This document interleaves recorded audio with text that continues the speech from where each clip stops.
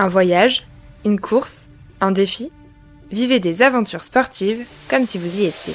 Toutes les courses, elles sont souvent riches. Il y a quand même toujours des parties intenses, justement, comme on disait au départ, avec des conditions qui sont pas très chouettes et qui peuvent être exigeantes. Dans cette aventure, rencontrez la navigatrice Justine Métro. Si pour elle tout a commencé dans les eaux du lac Léman, en Suisse, son pays natal, aujourd'hui, ce sont les mers et les océans que la skippeuse aime traverser. Justine a le goût du large, mais aussi de la compétition. En novembre 2023, un an après avoir navigué sur la route du Rhum, elle part avec son coéquipier Julien Villon pour la célèbre course transatlantique Jacques Vabre. Départ Le Havre, arrivée la Martinique. Justine veut participer au Vendée Globe à l'automne 2024.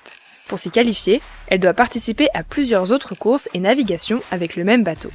La Transat Jacques Vabre en fait partie. Alors, arrivera-t-elle comme prévu en Martinique ? L'itinéraire tracé sera-t-il respecté ?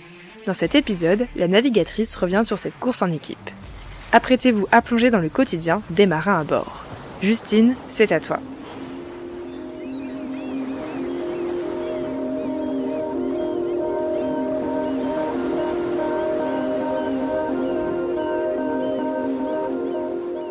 Je m'appelle Justine Métro, j'ai 37 ans et ça fait maintenant une douzaine d'années que je fais de la course au large professionnellement. Donc actuellement je suis basée à Lorient en Bretagne avec mon bateau Teamwork Team Snap avec lequel je prépare le prochain Vendée Globe.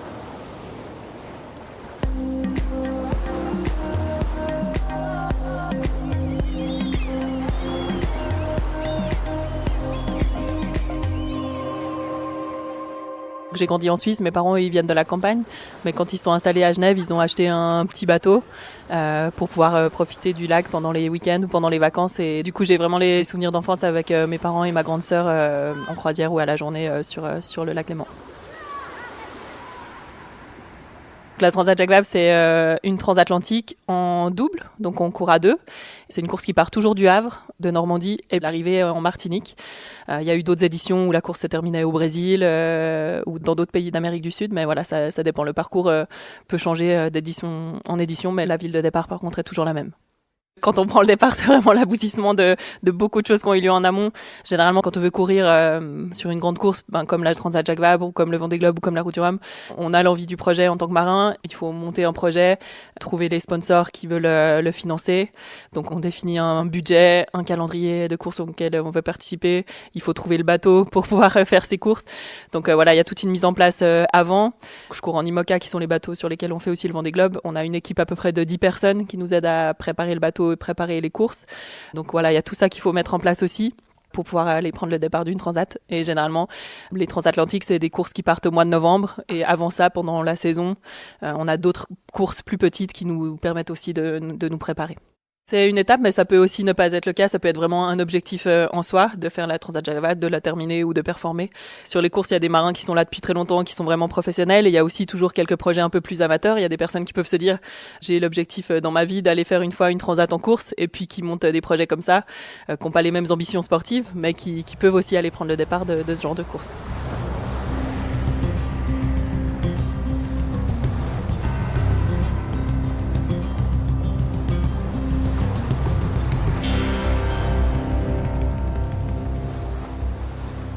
Le classement ne rentre pas forcément en ligne de compte, mais c'est plus le fait de pas terminer ses courses. Ça pourrait nuire à la qualification du Vendée Globe. En fait, pour participer au Vendée Globe, il fallait finir une transatlantique entre l'année 2022 et 2023 et en refaire une aussi en 2024. Et puis, en fait, les personnes qui ont fini le plus de courses, si on veut, sont mieux classées dans l'ordre de qualification pour pouvoir prendre le départ du Vendée Globe. Et il y a un nombre de places limité pour participer au Vendée Globe. Là, on peut être 40 marins au départ. Actuellement, il y a quelques personnes encore en liste d'attente. Donc voilà, il faut être sûr d'avoir fait ou terminé plus de courses que nos concurrents directs pour pouvoir avoir la chance de partir.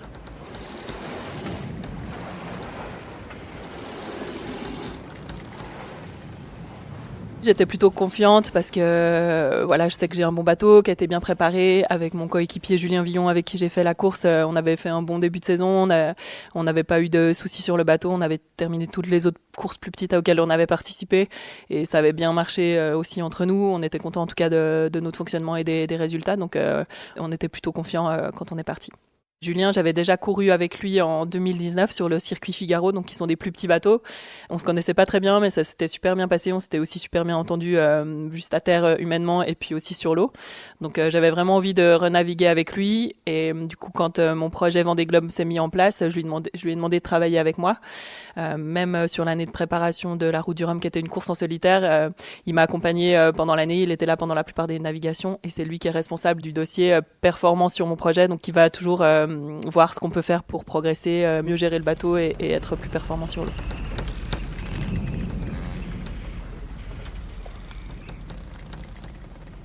Le critère principal pour moi, il est vraiment humain. On sait qu'on va passer 12 jours juste à deux dans un espace réduit, dans des conditions qui sont pas toujours faciles. Donc voilà, il faut être sûr que ça se passe bien humainement avec notre coéquipier, qu'on va pouvoir bien fonctionner ensemble, être performant, mais aussi bien s'entendre.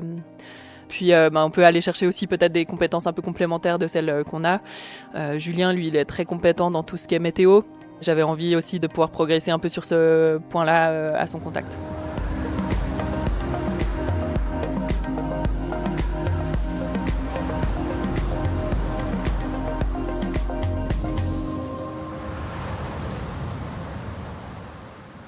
Notre préparation, elle a commencé déjà en 2022 quand moi j'ai récupéré le bateau pour préparer la Route du Rhum. Vu que Julien il était à bord, ça lui a permis aussi de lui prendre en main le bateau, de commencer à le comprendre mieux.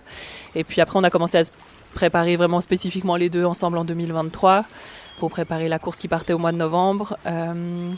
Donc voilà, la préparation, elle se fait principalement sur l'eau. On fait des navigations techniques, des navigations, on va rechercher aussi plus trouver les meilleurs réglages du bateau, le bon fonctionnement aussi dans les manœuvres à deux, comment on se répartit les tâches à bord dans les différentes situations. Et puis nous, on s'entraîne aussi avec mon bateau, on s'entraîne au pôle Finistère course au large, donc qui est basé à Port-la-Forêt, dans le Finistère. Et puis dans ce cadre-là, tout au long de l'année, on a plusieurs stages où on va aller naviguer contre d'autres bateaux qu'on retrouvera après en compétition.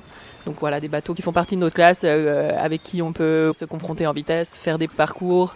C'est aussi hyper important, hyper riche, parce que on se confronte et puis après on échange sur qui avait tel ou tel réglage, qui a fait tel choix, pourquoi il y a eu tel ou tel choix stratégique. Donc c'est toujours très riche de pouvoir participer à ces stages-là, où il y a un peu le haut niveau de la course au large et des marins qui naviguent sur notre circuit. La météo, elle commence à être fiable vraiment à peu près à 3 jours avant qu'on parte. Donc on suit ça jusqu'au moment du départ. On n'a pas le droit d'avoir de l'assistance une fois qu'on est en mer. Mais avant ça, on se prépare aussi avec des routeurs, des personnes qui sont vraiment spécialisées des trajectoires ou des routes qu'on pourrait suivre en course au large. Donc on a de l'aide là-dessus. Ben là, typiquement sur cette Transat Jacques Vabre, on voyait qu'il y avait un peu deux options un peu tranchées. Celle que nous, on a prise au final est une route un peu plus sud. On savait que depuis quelques jours avant le départ que potentiellement, il faudrait faire un choix au niveau du Cap Finistère, donc au niveau du nord de l'Espagne. Et puis, ça s'est confirmé. Mais voilà, c'est vrai que c'est difficile de se projeter vraiment dans la course. Bien sûr, on sait les grandes lignes bien longtemps avant le départ. On sait à peu près les conditions qu'on va rencontrer dans tel ou tel endroit. Mais la finesse et le choix de route définitif, ça, on le sait que soit peu avant le départ, soit même une fois qu'on est en mer, on va pouvoir le mettre à jour petit à petit au fil du parcours. Là, on sait qu'on part au mois de novembre en Normandie. Généralement, les conditions, elles sont pas très bonnes. Il peut y avoir des vents forts. Là, ça a été le cas sur cette édition-là. En plus, le départ a été repoussé pour nous de plus d'une semaine parce qu'il y a eu la tempête Charan qui passait au moment du départ. Puis on savait que le jour où on partait finalement, il y avait aussi des conditions dures qui allaient venir pendant les 24 premières heures. Donc voilà, il y a toujours un peu de crainte d'avoir un souci ou une collision parce qu'on est très groupé sur le moment du départ avec un concurrent. Donc ça, c'est vraiment quelque chose qu'on a envie d'éviter, que la course qu'on a préparée pendant une année, elle soit compromise. Et puis voilà, on sait que généralement sur les transatlantiques comme ça, qui partent à l'automne, il faut passer les quelques premiers jours qui seront dans des conditions dures automnales de la Bretagne ou de la Normandie avant d'aller vers des conditions qui seront un peu plus faciles une fois qu'on arrive vers le large du Portugal en général. Donc, la situation générale demain, 22, 25 nœuds peut-être. Il peut y avoir des grains, donc il peut y avoir des grains avec du vent un petit peu vers le sud, vers le nord. Enfin, il a bougé un peu les derniers jours. On doit être à peu près une dizaine de jours avant le départ, on doit être dans le port de départ. Voilà, ça permet d'être à disponibilité de l'organisation. Il y a des briefings, bien sûr, on est présent pour les médias. On suit aussi beaucoup la météo et de plus en plus au fil que l'échéance se rapproche. Typiquement, les proches, on préfère les avoir à l'arrivée parce qu'on est beaucoup plus disponible. La course, elle est finie. On peut profiter de prendre du temps avec ses proches, avec son équipe. Et c'est vrai que sur le moment du départ, on est souvent bien pris entre les différentes obligations qu'on a pour l'organisation, pour les médias et puis pour aussi avoir bien mis toutes nos affaires à bord et puis être bien au clair sur ce qui va se passer en termes de météo. On passe, je pense, tous pas une très bonne nuit parce que les conditions étaient vraiment très mauvaises pour partir. Et puis, c'est juste quand on est au petit déjeuner, alors qu'on se prépare à aller sur le bateau pour prendre le départ, que là, on apprend que c'est décalé. Donc généralement, les directeurs de course et les organisations essayent de nous la donner le plus tôt possible. La situation était claire vu la grosse tempête qui approchait que dans les 4 ou 5 jours, en tout cas, on pourrait pas partir. Et puis après, c'est plus, peut-être 3 jours avant, on sait quand on va repartir. C'est quelque chose qui m'est déjà arrivé plusieurs fois, donc voilà, on l'accepte. On sait aussi que c'est pour le bien de tous. Au final, ça sert à rien d'envoyer les bateaux dans des conditions qui seraient dangereuses pour les marins. On est quand même content que tout le monde puisse être au départ et à l'arrivée en un seul morceau. Donc moi, c'est quelque chose que j'accepte. Et puis voilà, il faut se dire que c'est la bonne décision pour toute la flotte. Et puis après, on essaie de relâcher un peu la pression qui est bien montée sur le moment du départ qu'on pensait prendre. Et puis se reconcentrer pour être de nouveau bien prêt sur le vrai départ.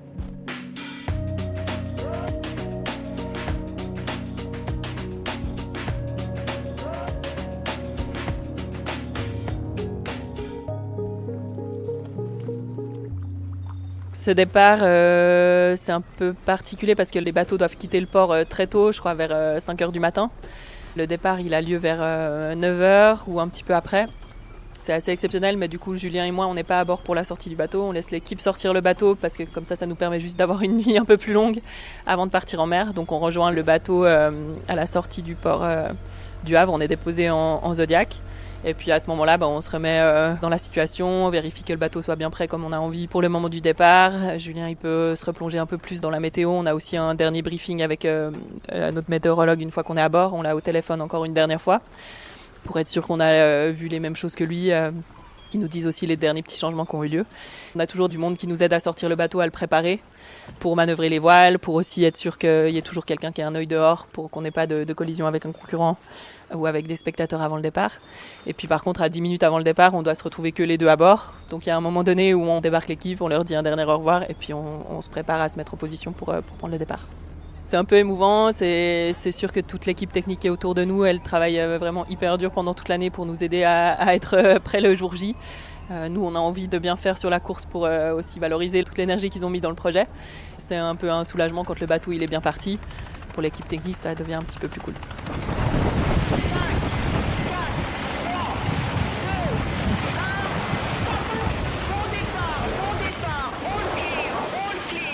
Donc le jour du départ, on part au milieu de matinée. Il y a à peu près une trentaine de nœuds, donc c'est quand même du vent assez fort. On n'a pas beaucoup de toiles. On a 2 riz dans la grand voile, on est à J3, c'est un peu presque le minimum de voile qu'on pourrait avoir. C'est assez beau parce que tous les bateaux sont assez rapides. Nous, on a des foils, donc comme des sortes d'ailes sur les côtés des bateaux. Donc les bateaux, ils accélèrent bien. Ça commence un peu à voler, à fumer autour de nos concurrents. Nous, on est relativement contents de nos départs. On est bien partis, on n'a pas eu de soucis. On est plutôt bien placés. On longe les côtes normandes. Il y a des marins avec qui soit on a couru, avec qui on s'est entraîné pendant longtemps. Il y a des marins typiquement qui ont commencé leur carrière en même temps que moi sur les mêmes circuits, donc je connais très bien.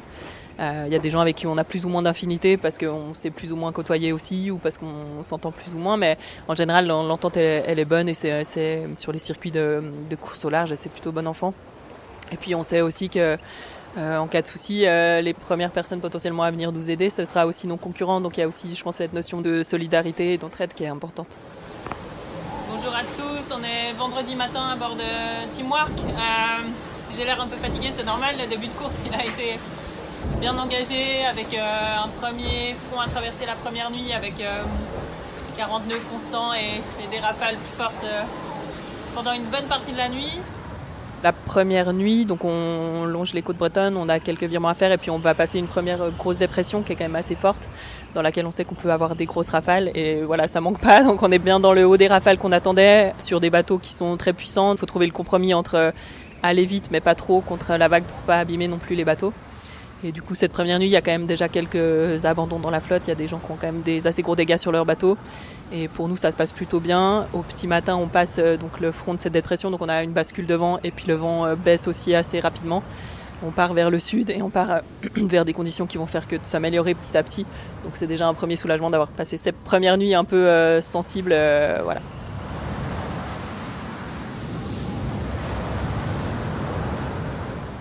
Sur ce genre de course, on ne fait pas de la distinction entre le jour et la nuit. Il faut que le bateau aille le plus vite tout le temps. Au mois de novembre aussi, les heures de nuit, elles sont quand même assez importantes. Donc on fait quand même pas mal d'heures dans des conditions sombres. Vu qu'on est deux, on peut essayer de se relayer un peu. Les premières journées, elles sont souvent assez intenses. Il y a de la manœuvre, il y a des conditions fortes. Donc c'est pas forcément facile de se reposer. Mais même si on n'arrive pas à dormir, on essaye de se relayer quand même, aller s'allonger l'un ou l'autre quand il n'y a pas de manœuvre ou quand un des deux peut gérer le bateau tout seul. We had an issue for a while with our mainsail hook. It was not really working properly. So every time we were ripping, we were struggling a bit. So we decided to change Le seul contact qu'on peut avoir, c'est de demander de l'assistance technique. Donc généralement, on a une petite cellule de veille avec le directeur technique du bateau et puis souvent l'électronicien qui peut être pas mal sollicité. Parce qu'aujourd'hui, nos bateaux, ils sont tellement complexes que c'est compliqué que le marin soit vraiment capable de tout solutionner tout seul. Aujourd'hui, notre moyen de communication principal, c'est WhatsApp, parce qu'on a du Wi-Fi à bord. Ça passe par communication satellite, donc on n'a pas du tout le même débit qu'on aurait à terre. Mais voilà, c'est comme ça qu'on fonctionne. On essaye de les tenir à jour, voilà, s'il y a des choses qu'on a rencontrées, qu'on a pu soit solutionner directement, soit pour lesquelles on a besoin qui nous guident. La notion du temps, elle est vraiment rythmée sur les courses au large par les mises à jour des fichiers météo, généralement vers 7h du matin et vers 7h du soir. Donc c'est toujours un peu des moments clés où on sait qu'il va falloir prendre du temps à ce moment-là pour prendre les fichiers, remettre à jour nos stratégies. Ça rythme quand même bien les 24 heures. Et puis autour de ça, on a toutes les manœuvres, les changements de voile qu'il faudra faire. Il y a aussi les repas qui rythment nos journées. On essaie quand même de respecter à peu près les heures du petit déjeuner, du déjeuner et du dîner. Par rapport au sommeil, c'est souvent difficile de savoir combien de temps on a dormi en 24 heures. C'est là où on peut assez vite perdre le fil. On aura une moyenne de sommeil peut-être entre 4 et 6 heures sur ce genre de course par 24 heures. Des fois, c'est difficile d'en garder une bonne trace et d'être sûr de où on se situe. Est-ce que je commence à être vraiment dans le rouge? Parce que là, ça fait quand même 3 jours où j'ai dormi que 2 heures par 24 heures et ça commence à être chaud. Ou est-ce que j'en ai eu assez? C'est important en tout cas d'essayer de le mesurer bien. On part avec toute la nourriture qu'on aura besoin pendant la course à bord. Ça a été préparé et organisé avant par la logisticienne qui s'en occupe. On peut aussi travailler avec une nutritionniste qui va nous aider à bien organiser tout le côté nutrition. Souvent en course au large, on manque de sommeil. On peut en tout cas compenser par rapport à l'alimentation. Donc c'est important en tout cas d'essayer de vraiment pas rater de repas, être sûr qu'on a bien toute l'énergie qu'on peut de ce côté-là. Un petit déjeuner, on peut avoir en plat soit lyophilisé, soit des plats sous vide. Donc souvent on aime bien, il y a un petit déjeuner anglais avec des patates, des œufs et des saucisses. Généralement ça permet de bien recommencer la journée, ou ça peut être des céréales. Et puis après on mange principalement des plats lyophilisés. Donc aujourd'hui il y a vraiment tout, il y a plein de marques différentes, il y a vraiment moyen de choisir les choses qui nous plaisent. Et on a aussi pas mal de petits snacks, des compotes, des graines, des fruits secs qui aident à avoir aussi régulièrement un apport en énergie. Sur nos bateaux, déjà, on n'a pas de douche, il n'y a pas de toilette. Donc nos besoins, on les fait soit dans un seau, soit directement à l'arrière du bateau. C'est vrai qu'il n'y a pas trop d'intimité, mais voilà, c'est une chose à laquelle on s'habitue vraiment. Et puis pour tout ce qui est plus douche, généralement, on attend qu'on soit dans des conditions plus chaudes pour pouvoir vraiment se laver. Donc là, nous, on a pu le faire avec Julien, je pense, vraiment au large. Peut-être de la Floride ou comme ça, donc quand les conditions de mer elles deviennent plus chaudes. Et sinon, s'il fait froid, on va se laver juste à la lingette ou comme ça. On essaie quand même de garder une hygiène, mais c'est vrai qu'elle est vraiment relative, parce que généralement le créneau où on se dit qu'il faut faire quelque chose, c'est peut-être 4-5 jours, quoi, où on va rester dans les mêmes habits avant de pouvoir avoir le temps de se laver un peu et puis de se changer. On se sent pas bien quand on commence à être trop sale, à avoir les cheveux sales, à pas sentir bon. Et c'est pas cool ni pour notre équipier ni pour nous-mêmes. L'énergie principalement on la met dans le fait de faire marcher le bateau comme il faut, d'avoir les bonnes voiles, de prendre le temps aussi de faire les bons choix stratégiques. Donc ça c'est sûr que ça prend la majorité du temps, en tout cas peut-être 18 heures sur 24. Et puis après dans le reste on va essayer de se reposer et puis de manger et de prendre soin de soi. Ouais. Bien sûr, il y a une grosse partie d'échange technique sur la stratégie, sur chaque fois qu'on se relaye, que l'un ou l'autre va se reposer, puis que l'autre reprend le bateau, de communiquer sur comment on était réglé, pourquoi on a fait telle ou telle chose, qu'est-ce qui fait que le bateau marche bien ou pas, pour être sûr que l'autre puisse soit reproduire, soit continuer de faire marcher mieux le bateau. Puis il y a aussi des échanges qui n'ont complètement rien à voir, où ça peut être des discussions sur tel ou tel sujet, ou s'il y a des choses qui sont passées dans la course aussi par rapport à nos concurrents, on va pouvoir en parler. On peut se parler. C'est vrai que des fois en mer, quand on est super fatigué, du coup on fait des rêves super bizarres quand on arrive à se reposer. Donc voilà, on peut se raconter nos rêves quand on se réveille, qu'on est là, mais là c'était trop. Ça partait vraiment dans tous les sens. Il y a vraiment un peu de tout. Après c'est vrai que on est à 2 à bord, mais il y a quand même beaucoup de moments. Une fois que l'intensité du départ et des premiers jours de course sont passés et qu'on se retrouve dans un rythme un peu plus régulier, il y a aussi beaucoup de temps où on est soit l'un soit l'autre sur le pont, et puis l'autre peut prendre du repos, manger, faire de la stratégie. Donc il y a aussi pas mal de moments où finalement on est tout seul. Bonjour Bonjour à tous, bienvenue à bord de l'IMOCA Teamwork. Donc on est sur la Transat Jacques Vabre. On est pointé en première place ce matin avec Julien Billon, qui est mon coéquipier. Donc on a fait un choix de route plus direct que la plupart de nos concurrents qui sont partis chercher une route dans les Canaries et chercher l'Alizé profond. Donc là, on arrive gentiment à la deuxième nuit de course. On commence à pouvoir un peu mieux se reposer, commencer à remanger, à récupérer un peu. On est bien classé à ce moment-là. Je crois qu'on est 4e, donc on a fait un bon départ de course. On était un peu moins de 40, je crois, à partir. Le bateau est en bon état. Nous, on est en bon état, donc c'est déjà pas mal. On arrive gentiment vers le nord de l'Espagne et puis on savait à ce moment-là qu'il y aurait toujours les choix à faire entre le fait de partir soit vers le sud et continuer à longer le Portugal, soit repartir vers l'ouest, vers les Açores.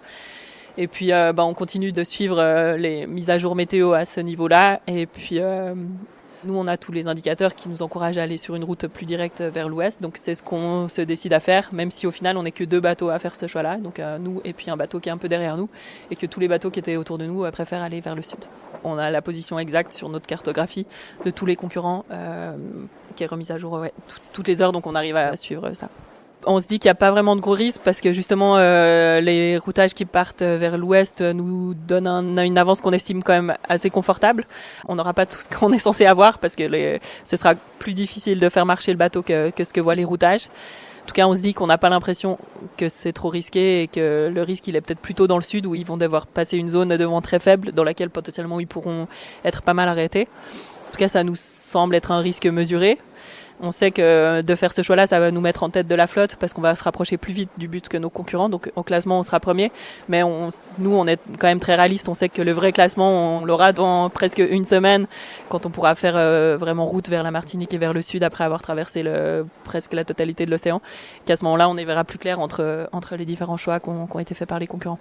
La décision, elle vient un peu plus de Julien parce que c'est lui qui a pris le temps de remettre à jour la météo sur l'approche de ce point de décision. C'est lui qui le fait parce qu'il a vraiment l'habitude de tout ça et il est un peu plus rapide que moi.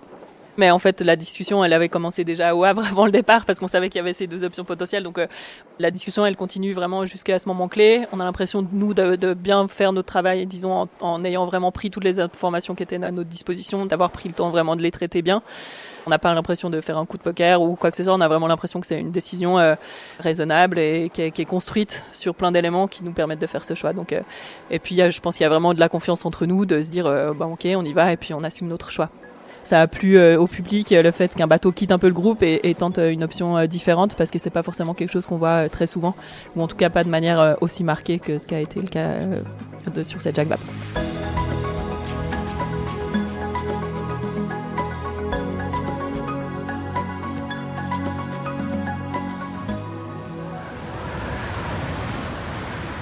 On doit s'arrêter peut-être 3 jours avant l'arrivée. Je crois qu'on a fait à peu près 12 jours de course en tout. Une fois qu'on arrive un peu au large des États-Unis, on a encore une dernière grosse dépression à passer. La première grosse dépression, la première nuit. Et puis là, on a des conditions un peu similaires. À ce moment-là, on sait que ça va être très fort et on est un peu les seuls du coup dans cet endroit-là parce que le bateau qui avait pris la route ouest avec nous, ils ont eu un peu des soucis et ils sont un peu plus loin derrière. Donc voilà, et au sortir de cette dépression, donc ça se passe bien pour nous, mais par contre on a un système, une pièce mécanique qui nous aide à positionner notre grand voile à différents endroits, qui elle est endommagée et qu'on doit changer, et du coup ça veut dire de descendre complètement la grand voile, donc qui est notre voile principal, et de faire le changement de la pièce, donc ça nous fait perdre à peu près 2 heures où on doit régler ce problème-là. Donc ça nous fait perdre 40 000, donc à peu près 60 km, ça nous fait perdre pas mal de distance sur nos concurrents, mais on n'avait pas le choix, il fallait faire cette réparation-là pour pouvoir finir la course. On n'a pas vraiment l'idée complètement du classement, mais par contre on fait tourner nos routages à nous, donc qui nous disent quelle trajectoire on va suivre et à peu près ça peut nous dire précisément à quelle heure on va arriver, mais bon, ça reste toujours une estimation.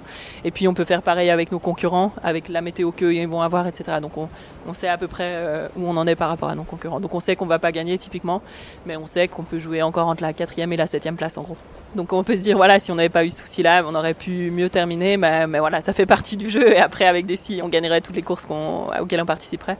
Ça fait partie aussi de la préparation pour les courses suivantes. Ça nous permet de voir des choses qui dysfonctionnent, auxquelles on n'attendait pas, de mettre en avant des détails qu'il faut soigner. Et tout ça, ça fait partie des apprentissages sur ces bateaux.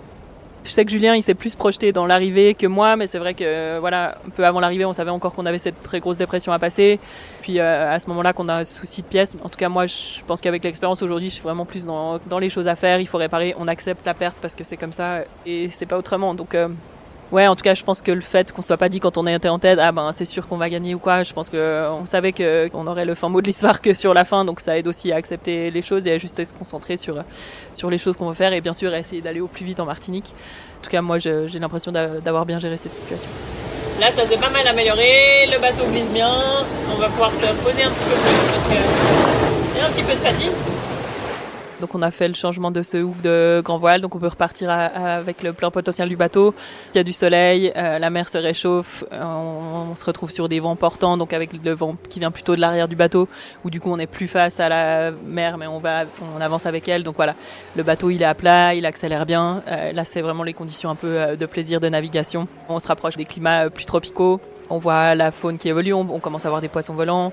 Le ciel il devient plus bleu, la mer est assez bleue aussi dans ces endroits-là. Et puis aussi il y a un peu une évolution qu'on peut voir des fois aussi avec la faune, avec les oiseaux. On a pu bien s'alimenter sur la course. Je crois qu'on a raté chacun peut-être quelques repas, mais vraiment pas grand-chose. On a pris soin de l'autre, ça s'est bien passé entre nous. Voilà, on arrive justement vers les zones chaudes, donc on peut aussi prendre une première douche. Voilà, tout ça, ça fait du bien aussi au moral.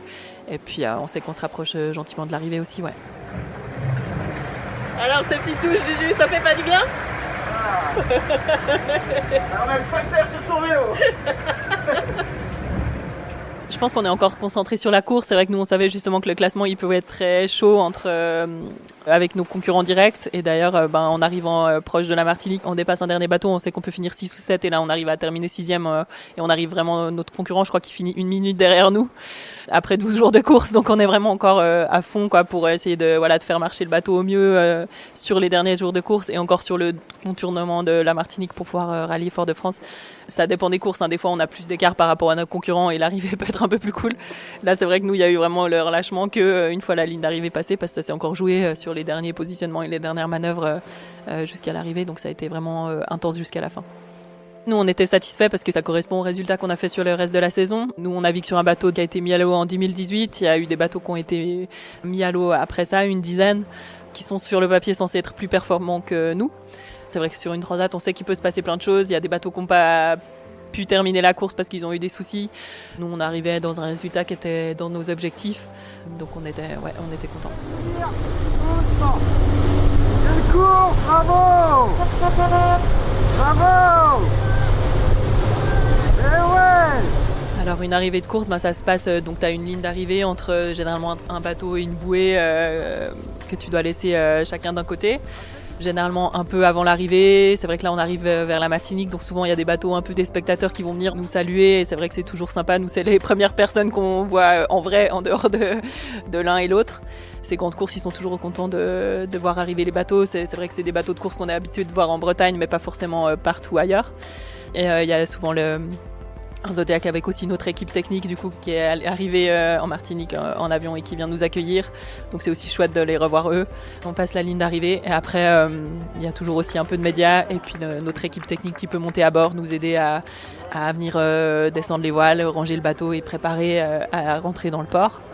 Sur les arrivées de course, il y a toujours un moment où on va aller se mettre sur une sorte de ponton d'honneur. Donc on amarre le bateau, on peut faire les quelques interviews qu'on a besoin, il y a des photos. Et puis après, on va pouvoir passer un peu du temps avec notre équipe, aller manger un bon morceau et puis commencer à préparer gentiment la suite. Bravo et bienvenue. Merci. Super content d'arriver en Martinique, d'avoir pu encore jouer avec Malitia là sur le dernier tronçon. C'était bien intense parce qu'ils étaient vraiment pas loin derrière. Et super content d'avoir pu faire cette belle transat avec Julien. Je crois que si on n'avait pas pris cette route-là, au vu des différences de vitesse et nous on les sous-estimait encore, et quand on voit à quelle vitesse ont été les bateaux de tête, on serait loin de la Martinique encore si on n'avait pas pris cette route-là. Donc c'est notre option qui nous permet d'être là 6e aujourd'hui, donc zéro regret, mais elle nous a donné du fil à retordre. Merci.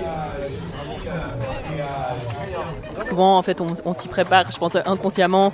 On sait qu'on est à 3 jours, 2 jours, 1 jour de l'arrivée. Donc, je pense que la tête, elle s'y prépare petit à petit. On commence à revoir la faune de l'autre côté de l'Atlantique. On voit apparaître les îles. Ça, c'est toujours chouette quand on revoit la Terre.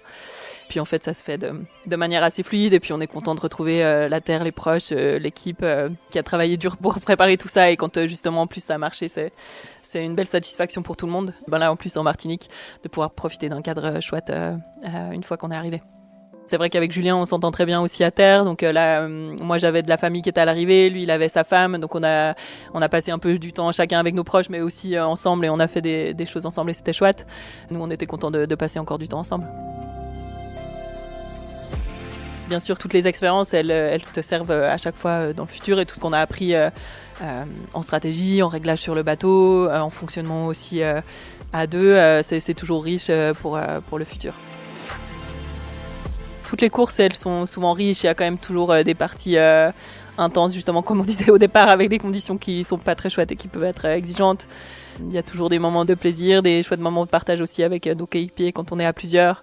Ouais, c'est toujours très riche sur des parcours comme ça, sur les transats, il y a toujours plein de choses qui se passent et c'est super intéressant.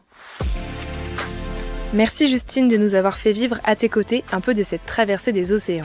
Te voilà arrivée à bon port. Nous avons hâte de pouvoir te suivre pour cette prochaine étape, le Vendée Globe. Si vous avez été transporté par cet épisode et par le témoignage de Justine, vous pouvez prolonger l'aventure en la suivant sur les réseaux sociaux. Et s'il vous a plu, n'hésitez pas à en parler et à le partager autour de vous pour le faire vivre encore et encore.